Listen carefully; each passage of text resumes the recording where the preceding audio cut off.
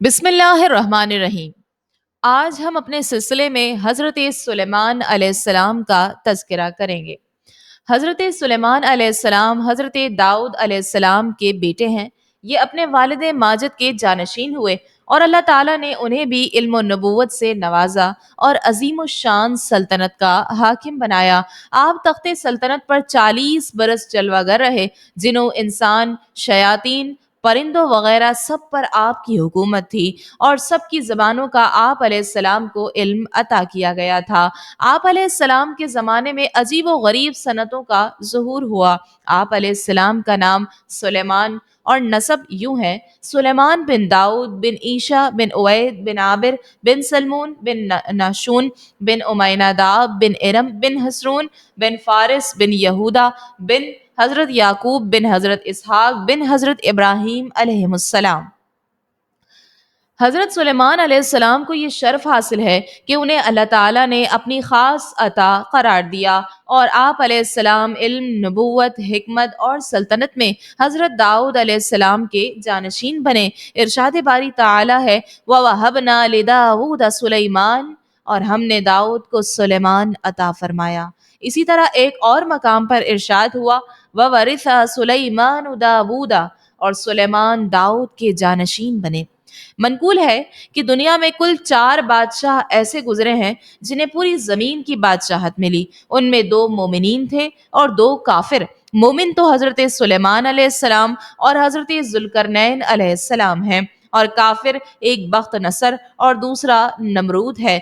और रोए जमीन में एक 5वां बादशाह इस उम्मत में होने वाले हैं, जिनका इसमें गिरामी हजरत इमाम मेहदी रदी अल्लाह ताला अन्हु है। आप अलैहिस्सलाम मरीजों और यतीमों पर खुसूसी शफकत करते और उन्हें अच्छा खाना खिलाकर उनकी दिलजोई फरमाते थे।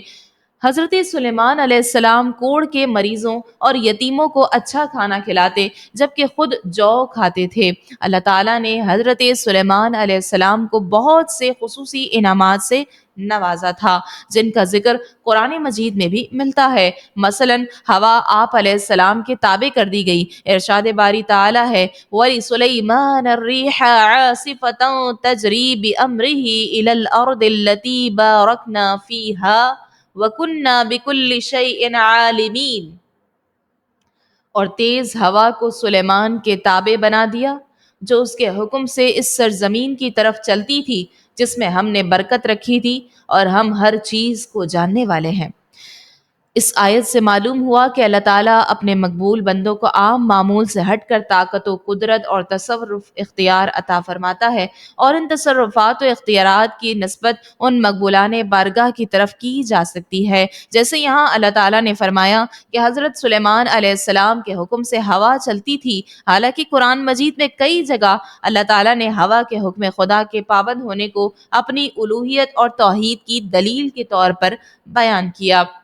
जिन्नात आप अलैहिस्सलाम के ताबे कर दिए गए। इरशाद बारी ताला है, व मिनश्शयातीनी मन यगूसून लहू व यअमलून अमलन दून ज़ालिक व कुन्ना लहुम हाफिज़ीन।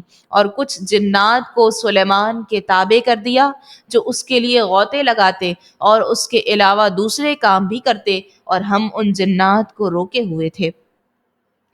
आप अलैहिस्सलाम को दाऊद अलैहिस्सलाम का जानशीन बनाया, परिंदों की बोली सिखाई, बादशाहों और अंबिया किराम अलैहिस्सलाम को दी जाने वाली चीज़ों जैसी चीज़ें अता की गईं। इरशाद बारी ताला है, और सुलेमान दाऊद के जानशीन बने और फरमाया, ए लोगो, हमें परिंदों की बोली सिखाई गई है और हर चीज़ में से हमको अता हुआ। बेशक यही अल्लाह का खुला फजल है, और आप जैसी सल्तनत किसी को नहीं दी गई। कुरान पाक में है कि आप अलैहिस्सलाम ने ये दुआ फरमाई, वहबली मुल्कन ला यंबगी लिअहदिम मिन बअदी इन्नका अंतल वहाब, और मुझे ऐसी सल्तनत अता फरमा जो मेरे बाद किसी को लायक ना हो, बेशक तू ही बहुत अता फरमाने वाला है। आप अलैहिस्सलाम की ये दुआ कबूल हुई और आपको वैसी सल्तनत अता फरमा दी गई। आप अलैहिस्सलाम के लिए पिघले हुए तांबे के चश्मे बहा दिए और आपके नाफरमान जिन्नात को नारे जहन्नम की वईद सुनाई। इरशाद फरमाया, और हमने उसके लिए पिघले हुए तांबे का चश्मा बहा दिया और कुछ जिन काबू में दे दिए, جو اس کے آگے اس کے رب کے حکم سے کام کرتے تھے، اور ان میں سے جو بھی ہمارے حکم سے پھرے ہم اسے بھڑکتی آگ کا عذاب چکھائیں گے۔ آپ علیہ السلام اپنی اولاد کی تربیت پر خصوصی توجہ کرتے اور گاہے بگاہے انہیں نصیحت کرتے رہتے تھے۔ آپ علیہ السلام نے اپنے ایک فرزند کو جو نصیحتیں فرمائیں ان میں سے کچھ یہ ہیں: اے میرے بیٹے، خوف خدا تجھ پر لازم ہے، کیونکہ ہر چیز کی انتہا ہے۔ اے میرے بیٹے، تو اس وقت تک کسی بھی کام کو خود نہ کر جب تک کہ تو اپنے رہنما سے مشورہ نہ کر لے۔ اے میرے بیٹے، اپنی گھر والی کے خلاف زیادہ یعنی حکم شرع سے زیادہ غیرت مت کرنا کہ اس کی ذرا سی بھی کوئی برائی دیکھی تو اس پر برائی کی تہمت لگا دی، اگرچہ اس سے وہ پاک ہو۔ اور زیادہ مت ہنسنا کہ زیادہ ہنسنا عقل مند شخص کے دل کو کمزور کر دیتا ہے۔ اور اللہ کے خوف کو لازم پکڑ لو کہ وہ ہر شے پر غالب ہے۔ اے میرے بیٹے، شیر اور زہریلے سانپ کے پیچھے تو چل لینا، لیکن کسی عورت کے پیچھے نہ چلنا۔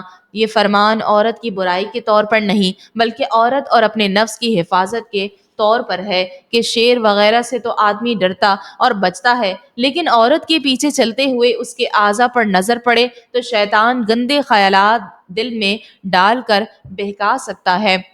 اے میرے بیٹے، مسکینی کی حالت میں گناہ زیادہ کبھی ہے، ہدایت کے بعد گمراہی بہت کبھی ہے، اور ان سے زیادہ کبھی وہ شخص ہے جو عبادت کیا کرتا تھا اور اب اس نے اپنے رب کی عبادت کرنا چھوڑ دی۔ اے میرے بیٹے، غصے کی کثرت سے بچتے رہو، کیونکہ غصے کی کثرت بردبار شخص کے دل کو راہ حق سے ہٹا دیتی ہے۔ رات کے وقت کچھ لوگوں کی بکریاں ایک شخص کے کھیت میں چلی گئیں، ان کے ساتھ کوئی چرانے والا نہیں تھا اور وہ کھیتی کھا گئیں۔ یہ مقدمہ حضرت داؤد علیہ السلام کے سامنے پیش ہوا۔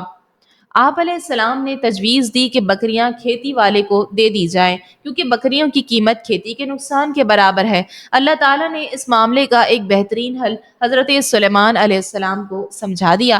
جب یہ معاملہ حضرت سلیمان علیہ السلام کے سامنے پیش ہوا تو آپ نے فرمایا، فریقین کے لیے اس سے زیادہ آسانی کی صورت بھی ہو سکتی ہے۔ اس وقت حضرت سلیمان علیہ السلام کی عمر شریف 11 سال کی تھی۔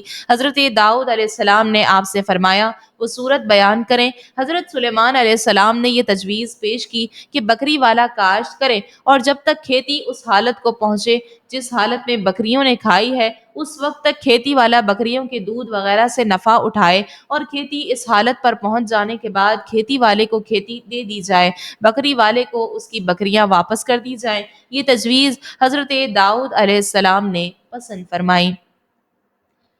ارشاد باری تعالیٰ ہے، وَلَقَدْ فَتَنَّا سُلَيْمَانَ وَأَلْقَيْنَا عَلَى كُرْسِيِّهِ جَسَدًا ثُمَّ أَنَابَ، اور بے شک ہم نے سلیمان کو آزمایا اور اس کے تخت پر ایک بے جان بدن ڈال دیا، پھر اس نے رجوع کیا۔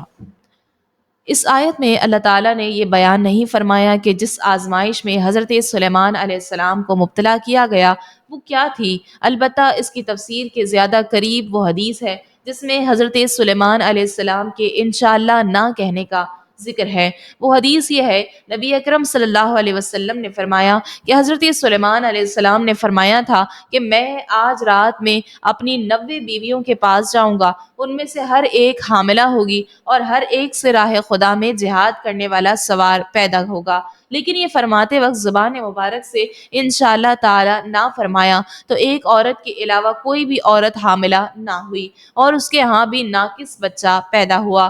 نبی اکرم صلی اللہ علیہ وسلم نے فرمایا، اس کی قسم جس کے قبضہ قدرت میں میری جان ہے، اگر حضرت سلیمان علیہ السلام نے انشاءاللہ فرمایا ہوتا تو ان سب عورتوں کے ہاں لڑکے ہی پیدا ہوتے اور وہ راہ خدا میں جہاد کرتے۔ ایک روایت میں 70 اور ایک روایت میں 100 بیویوں کے پاس جانے کا بھی ذکر ہے، اور یہاں بعض لوگوں کو یہ شبہ ہوتا ہے کہ ایک رات میں اتنی بیویوں کے پاس جانا کیسے ممکن ہے، تو اس کا جواب یہ ہے کہ ظاہری عقل سے ہر معجزہ ہی ناممکن ہے۔ حضرت سلیمان علیہ السلام نے انشاءاللہ کہنے کی بھول پر استغفار کر کے اللہ تعالیٰ کی طرف رجوع کیا اور بارگاہ الہی میں عرض کی، رب اغفر لی، اے میرے رب مجھے بخش دے۔ آپ علیہ السلام نے مزید یہ دعا فرمائی، وَهَبْ لِي مُلْكًا لَا يَنبَغِي لِأَحَدٍ مِّن بَعْدِي إِنَّكَ أَنْتَ الْوَهَّابُ، اور مجھے ایسی سلطنت عطا فرما جو میرے بعد کسی کو لائق نہ ہو، بے شک تو ہی بہت عطا فرمانے والا ہے۔ اللہ تعالیٰ نے آپ علیہ السلام کی دعا کو شرف قبولیت سے نوازا اور آپ کو ویسی سلطنت عطا فرما دی۔ اس سلطنت کی کچھ جھلکیاں سماعت کرتے ہیں۔ اللہ تعالیٰ نے ہوا آپ علیہ السلام کے قابو میں کر دی کہ وہ آپ علیہ السلام کے حکم سے اور جہاں آپ چاہتے اس طرف فرما بردارانہ طریقے سے نرم نرم چلتی تھی۔ ہر معمار اور غوطہ خور جناب آپ علیہ السلام کے تابع کر دیا۔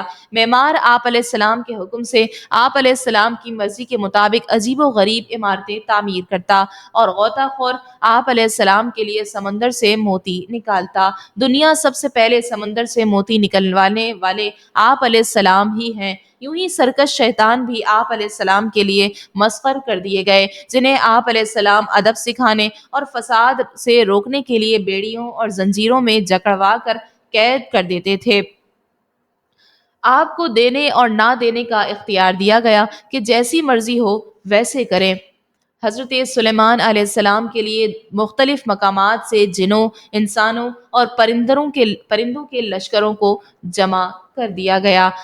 جنات حضرت سلیمان علیہ السلام کے لیے ہر وہ چیز بناتے تھے جو وہ چاہتے تھے، اونچے اونچے محل، عالی شان عمارتیں، مسجدیں، اور انہی میں سے بیت المقدس بھی ہے۔ تانبے، بلور اور پتھر وغیرہ سے درندوں اور پرندوں وغیرہ کی تصویریں۔ یاد رکھیں کہ حضرت سلیمان علیہ السلام کی شریعت میں تصویر بنانا حرام نہیں تھا۔ بڑے بڑے حوضوں کے برابر کھانے کے پیالے، یہ پیالے اتنے بڑے ہوتے تھے کہ ایک پیالے میں 1000 آدمی کھانا کھاتے تھے۔ ایک ہی جگہ جمی ہوئی دیگیں، یہ دیگیں اپنے پایوں میں قائم تھیں اور بہت بڑی تھیں، حتیٰ کہ اپنی جگہ سے ہٹائی نہیں جا سکتی تھیں۔ لوگ سیڑھیاں لگا کر ان پر چڑھتے تھے اور یہ یمن میں تھیں۔ جیسا کہ قرآن مجید میں ہے، وہ جنات سلیمان کے لیے ہر وہ چیز بناتے تھے جو وہ چاہتا تھا، اونچے اونچے محل اور تصویریں اور بڑے بڑے حوضوں کے برابر پیالے اور ایک ہی جگہ جمی ہوئی دیگیں۔ اے داؤد کی آل، شکر کرو اور میرے بندوں میں شکر والے کم ہیں۔ اللہ تعالیٰ نے چونکہ ہوا کو حضرت سلیمان علیہ السلام کے قابو میں دے دیا تھا، اس لیے آپ علیہ السلام ہوا کے دوش پر انتہائی تیز رفتاری سے سفر فرماتے تھے، اور اس رفتار کا عالم یہ ہوتا تھا کہ صبح کے وقت چلتے تو دوپہر تک اتنا سفر کر لیتے جتنا ایک تیز رفتار گھوڑے سوار 1 مہینے میں طے کرتا تھا، اور شام کے وقت چلتے تو رات تک 1 مہینے کی راہ کے برابر سفر کر لیتے تھے۔ مروی ہے کہ آپ علیہ السلام صبح کے وقت دمشق سے روانہ ہوتے تو دوپہر کو کیلولہ استخر میں فرماتے۔ یہ ملک فارس کا ایک شہر ہے اور دمشق سے 1 مہینے کی راہ پر ہے، اور شام کو استخر سے روانہ ہوتے تو رات کو کابل میں آرام فرماتے۔ یہ بھی تیز سوار کے لیے 1 مہینے کا راستہ ہے۔ قرآن کریم میں ہے وَلِسُلَيْمَانَ الرِّيحَ غُدُوُّهَا شَهْرٌ وَرَوَاحُهَا شَهْرٌ، اور ہوا کو سلیمان کے قابو میں دے دیا۔ اس کا صبح کا چلنا 1 مہینے کی راہ اور شام کا چلنا 1 مہینے کی راہ کے برابر ہوتا تھا۔ قرآن مجید میں امور سلطنت کے متعلق حکمرانوں کی تربیت کے لیے حضرت سلیمان علیہ السلام کا ایک واقعہ بیان کیا گیا ہے کہ ایک مرتبہ حضرت سلیمان علیہ السلام کی خدمت میں ظہر کی نماز کے بعد جہاد کے لیے 1000 گھوڑے پیش کیے گئے تاکہ وہ انہیں دیکھ لیں اور ان کے احوال کی کیفیت سے واقف ہو جائیں۔ ان گھوڑوں میں خوبی یہ تھی کہ وہ 3 پاؤں پر کھڑے اور چوتھے سم کا کنارہ زمین پر لگائے ہوئے تھے، جو ایک خوبصورت انداز تھا، اور وہ بہت تیز دوڑنے والے تھے۔ انہیں دیکھ کر حضرت سلیمان علیہ السلام نے فرمایا، میں ان سے اللہ تعالیٰ کی رضا اور دین کی تقویت و تائید کے لیے محبت کرتا ہوں، یعنی میری ان کے ساتھ محبت دنیاوی غرض سے نہیں ہے۔ پھر حضرت سلیمان علیہ السلام نے انہیں چلانے کا حکم دیا یہاں تک کہ وہ نظر سے غائب ہو گئے۔ پھر حکم دیا کہ انہیں میرے پاس واپس لاؤ۔ جب گھوڑے واپس پہنچے تو حضرت سلیمان علیہ السلام ان کی پنڈلیوں اور گردنوں پر ہاتھ پھیرنے لگے۔ آپ علیہ السلام گھوڑوں کے احوال اور ان کے امراض و عیوب کے اعلیٰ ماہر تھے، ان پر ہاتھ پھیر کر ان کی حالت کا امتحان فرماتے تھے۔ ایک مرتبہ ملک الموت حضرت سلیمان علیہ السلام کی بارگاہ میں حاضر ہوئے اور آپ کے پاس بیٹھے ہوئے افراد میں سے ایک شخص کی طرف دیکھنا شروع کیا اور مسلسل اسے ہی دیکھتے رہے۔ جب وہ تشریف لے گئے تو اس شخص نے حضرت سلیمان علیہ السلام سے عرض کی، یہ کون تھے؟ فرمایا یہ ملک الموت علیہ السلام تھے۔ عرض کی آپ نے غور کیا کہ وہ مجھے ایسے دیکھ رہے تھے جیسے میری ہی روح قبض کرنا چاہتے ہوں۔ فرمایا پھر تو کیا چاہتا ہے؟ عرض کی میں چاہتا ہوں کہ ہوا مجھے اٹھا کر ہند کی سرزمین میں ڈال دے۔ آپ علیہ السلام نے ہوا کو حکم دیا تو اس نے اسے اٹھا کر سرزمین ہند میں ڈال دیا۔ اس کے بعد دوبارہ ملک الموت علیہ السلام بارگاہ سلیمان میں حاضر ہوئے تو آپ علیہ السلام نے فرمایا تم میرے ساتھیوں میں سے ایک شخص کی طرف مسلسل دیکھ رہے تھے، کیا اس کی کوئی خاص وجہ تھی؟ عرض کی اسے دیکھ کر مجھے تعجب ہو رہا تھا کیونکہ مجھے تو یہ حکم دیا گیا تھا کہ تھوڑی دیر میں ہند کی سرزمین میں اس کی روح قبض کروں، لیکن وہ تو آپ کی بارگاہ میں حاضر تھا۔ مزید حضرت سلیمان علیہ السلام کے واقعات جاننے کے لیے آئندہ آنے والی ویڈیو سماعت کیجیے۔